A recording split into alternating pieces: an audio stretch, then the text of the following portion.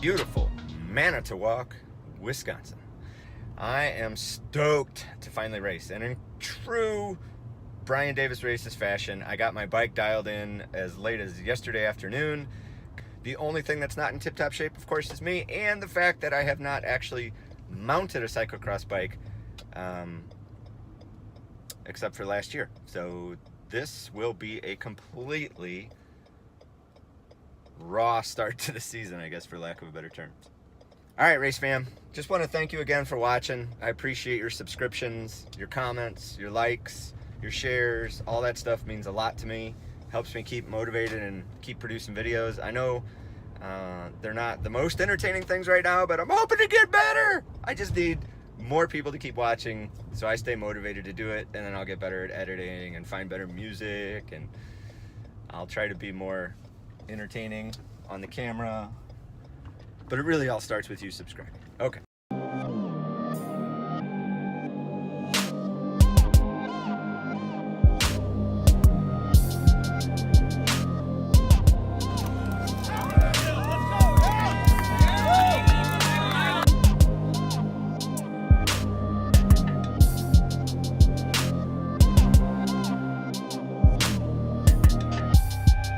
Course is awesome.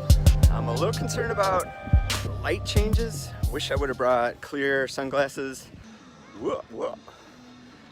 So there's their flyover. Only race in our series in Wisconsin that has one, and it's a blast to ride. You guys remember earlier where I said my bike was dialed in?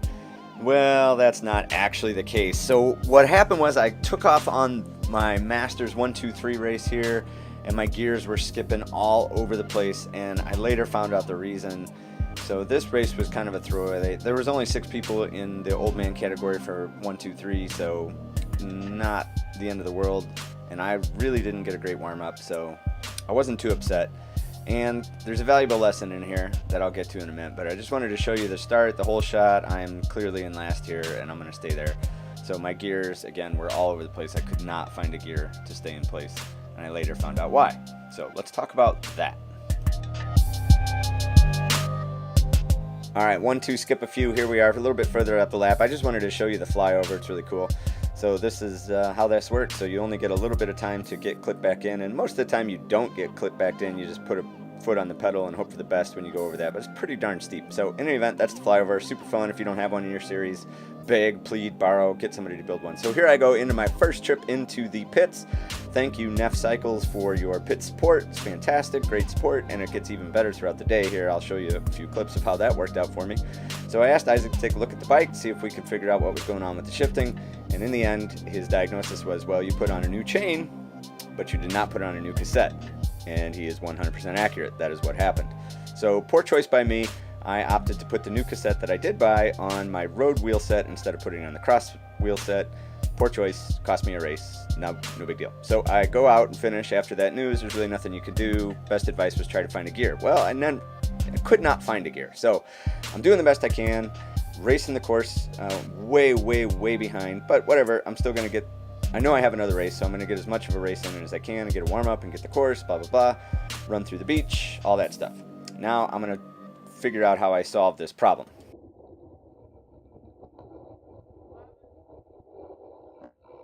$11.25 or $28. All right, so what happened there, in case you missed it, was I rolled back by neutral support and I ordered a cassette. I asked Isaac, told him what I needed. I needed a 1228 or 1128, 11 speed, and he's gonna get it for me. So if you can't have fun, or if you can't win or can't compete, go have some fun. So I'm racing Shane's daughter up this hill. And we just had a blast. So that time I beat her, and I said, got off my bike and I said, in your face. And I'm not proud of it, but I did it, all right? It's the only victory I was gonna have that day, so I took it from an 8-year-old girl. That's just what I did. Again, I don't feel good about it, it's just what happened, okay? So anyway, I'm back, I'm up and running, I have a bike that works. My shifting is actually flawless at this point because that was really all the bike needed, and the Di2 and everything else took care of it from there. So easy fix. The big lesson there is never replace your chain or your cassette. Always replace them together. So I guess I said that wrong. Never replace them separately. Always replace them together because they wear differently. This actually happened to my teammate, had some drivetrain wear issues as well that cost him a race, and he ended up borrowing my bike through his race. In any event, these are things I should have fleshed out a month ago before I started racing, but life comes at you fast, so you got to do what you got to do. But I still had fun. I still had a great race. So here I'm going to roll back in to get the cassette installed. I guess I should say that last time up the hill, the bike was not working. Now I'm going to get everything installed. Isaac's putting the cassette on my wheel. Obviously, I'm not competing with anything. I just want to have a race. So I'm off and running. Now the bike works correctly. Now everything is in sync. The shifting is perfect, and I'm ready to go out and have some fun.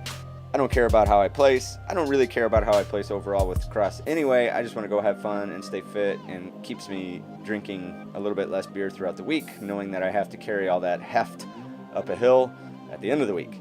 So that's kind of the mission here, is to just keep a little girth off my waist. All right, now I'm going to have a rematch coming up with Shane's daughter,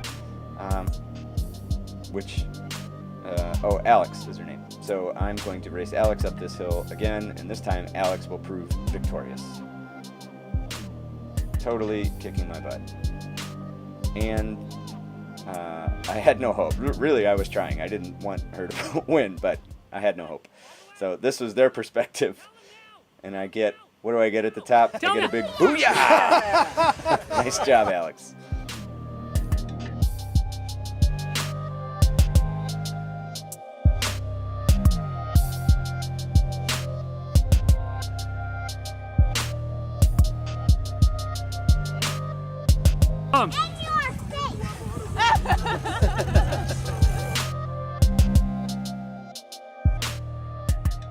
All right, friends, Brian Davis Races. If you do not want a one-lap breakdown of this race course, you can stop watching this channel right now, or not the channel. Geez, don't do that. You can stop watching the video, but please, before you leave, subscribe. I'm going to keep doing these breakdown videos. Hopefully you find some value in them. All right, so second race, bike is working at a terrible hole shot, and this is going to cost me in a couple different ways. So my teammate had a broken up bike, and that's I tucked in behind him, which usually would be a great idea, but his bike cost him a lot of power on the day. So in any event, I am definitely in traffic. So that's unfortunate, but I'm going to give you a couple pros and cons with being in traffic. Number one, it allowed me a nice, easy way to break my lungs back into racing. So, you know, you get huge breaks here when you're way on the back of the tail wagging of the dog. But that definitely costs you. So the way that it cost me in this race, ultimately, we're just going to go through this first lap, not the whole race, but what it cost me was I really had no idea what was happening. So there was another group up the road that left before us, you know, maybe 30 seconds ahead of us, something like that. So I totally lost track of where they were or who they were or what they looked like in my brain. And these are small fields. This is a controllable thing, but such is life. So I'm trying to figure out, I need to recover from this whole shot problem. So I see a gap forming, a pretty big one, and all right, you got to go. You got to cover that because people are going to slow down here. If you turn better than they do and they get caught up, you can catch right back up to this group, which is exactly what I did. So now I'm right in the thick of that group. For a small acceleration, I was able to gain a ton of ground and get past 3 riders doing that. So this character ahead of me in the black, he'll come up later, but nice smooth racer.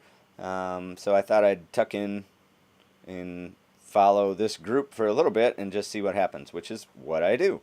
So having raced before, you certainly get a better appreciation for the course. Like little details like this, like when that asphalt starts, I figured out eventually to just run straight into that asphalt and get on it as quickly as possible and then start accelerating rather than merging slowly from the grass to the asphalt.